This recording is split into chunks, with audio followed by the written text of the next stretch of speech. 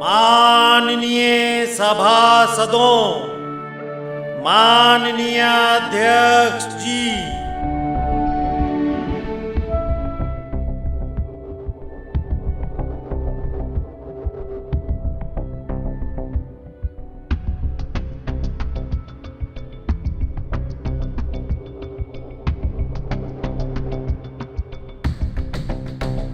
Ahead of the monsoon session of the parliament, the opposition is targeting Modi Sarkar over the new censor order. According to new booklet by the Lok Sabha Secretariat, use of terms like Jumlajeevi, Bal Buddhi, COVID spreader and Snoopgate and henceforth be considered unparliamentary in both Lok Sabha and Rajya Sabha. The Congress and TMC slammed the gag order on usage of certain words in the parliament, saying all terms used by the opposition to describe the Modi dispensation will now be considered unparliamentary.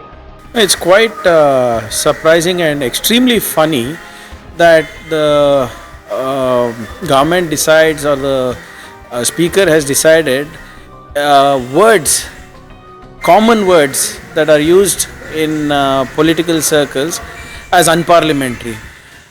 Some words like asatya, that means untrue, that is unparliamentary. Lollipop is unparliamentary. Things like Jumla is unparliamentary.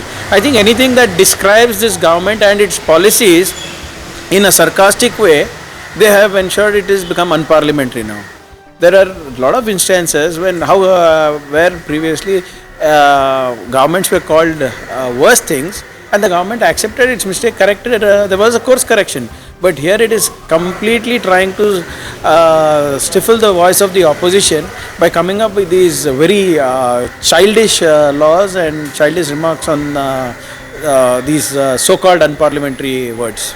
So inside the temple of democracy, do you think that there's too much of dictatorship? Absolutely. I mean, what is this government so afraid of? Why are they banning words that are used that are used every day, even in our conversations? How do we expect to speak on policies? How do we expect to speak on governance without using certain words? I mean, common practices which involve, like, can't we even say that the government is a corrupt government? Can't we even say that the government is trying to stifle the voice of the opposition? So, I mean, something like Vinash Purush also is this thing. So, somebody is trying to destroy our democracy, and we should not use the word Vinash.